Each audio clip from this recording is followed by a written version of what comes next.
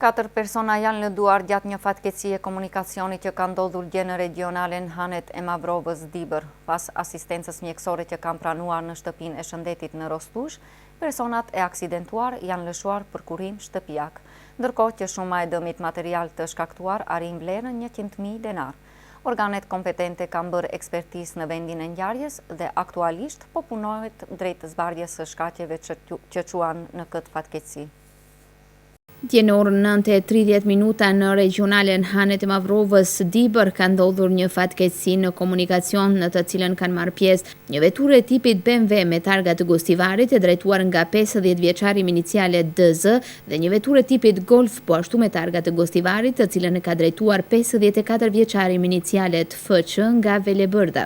Nga stacioni policor në Gostivar thonë se të dy drejtuesit automjeteve të aksidentuara si dhe 2 bashkëudhëtar që kanë qenë në veturën e tipit Golf kanë përfunduar me lëndime trupore.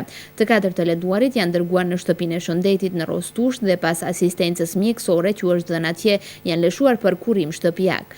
Në vendin e ngjarjes është kryer ekspertizë dhe aktualisht po punohet drejt zbardhjes së arsyeve që çuan në këtë aksident, ndërkohë që shuma e dëmit material të shkaktuar me këtë rast llogaritet të jetë mbi 100.000 denar.